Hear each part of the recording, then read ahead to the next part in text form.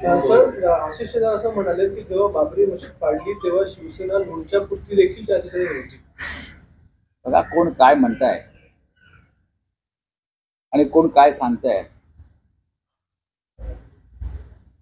त्याच्याकडे ही जी चटण्या लोणची वगैरे आहेत सध्या भाजपमधली त्याच्याकडे का फार लक्ष द्यायची गरज नाही. इतिहास साक्षीला आहे. इतिहास आणि इतिहास आणि भारतीय जनता पक्षाचा अजिबात संबंध नाही. कारण इतिहास घडवण्यामध्ये या देशाचा मग स्वातंत्र्य लढा असेल बरं का, स्वातंत्र्य लढा असेल, इतकंच कशाला या मुंबईचा लढा असेल, संयुक्त महाराष्ट्र लढा असेल, अयोध्या आंदोलन असेल, या देशातल्या कोणत्याही साहसपूर्ण लढ्यात हे लोक नव्हते. त्याच्यामुळे त्यांना दुसऱ्यांविषयी एक असूया आणि पोटदुखी आहे की हे लढ्यामध्ये हे शूरासारखे मर्दासारखे काम करत होते बरं का. हे लोक कधी भगतसिंग घडवू शकले नाही. हे लोक कधी पंडित नेहरू महात्मा गांधी घडवू शकले नाही. हे काहीच घडवू शकले नाही. मुळात ह्यांचा जो देश आहे हे म्हणतात की 2014 नंतर निर्माण झाला. हा देश जो आहे हा 2014 नंतर निर्माण झाला. त्याच्यामुळे भारतीय जनता पक्ष सुद्धा 2014 नंतरच निर्माण झाला हे लक्षात घ्या. आणि अयोध्या आंदोलन हे त्या आधीच आहे. हे काल म्हटले पळपुट आहे. हे रणछोडदासाचे पळपुट आहे. इतिहास त्याने भारतीय जनता पक्षाचाच पाहायला पाहिजे. शिवसेना या आंदोलनात कुठे होती?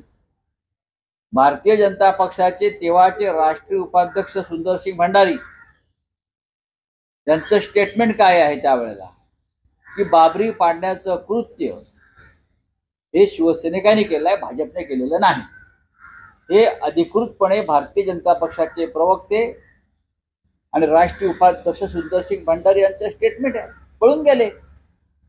लालकृष्ण अडवाणी यांचं नंतरचं स्टेटमेंट पहा तुम्ही. अडवाणी जे होते रथयात्रेच्या निमित्तानं, पण तेही म्हटलं की आमचं काम नाही.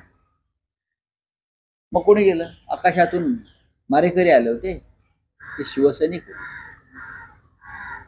लोणचा असेल, चटणी असेल, मिरची असेल बरं का, अजून काय असेल, पण ते आम्हीच होतो करणारे. शिवसैनिक होते. बाळासाहेब ठाकरे जबाबदारी घेतली, पळून नाही गेले. पळपुट्यांसारखे पळून नाही गेले बाळासाहेब ठाकरे, हिंदू हृदय सम्राट. ते भगोडे नव्हते हिंदुत्वाचे. किंवा ह्यांचं काय आहे, यांची मानसिक स्थिती ठीक नाहीये. 2014 नंतर जन्माला आलेली बालकं आहेत. त्यांना आधीचा भारत, आधीचा इतिहास, आधीचा संघर्ष या देशातला माहीत नाही.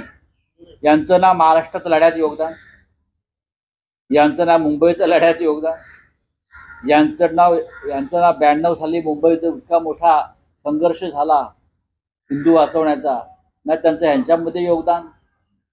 स्वातंत्र्य लढ्यात त्या कुठे औषधाला दिसत नाहीये. कुठे आहेत हे? लढण्याच्या कोणत्या प्रक्रियेमध्ये आणि मैदानावर हे आहेत त्यांनी सांगावं आणि मग लोणची पापड विकत बसावं. त्यांचं कामाचं लोकांनी बनवलेली लोणची पापड विकत बसायचं.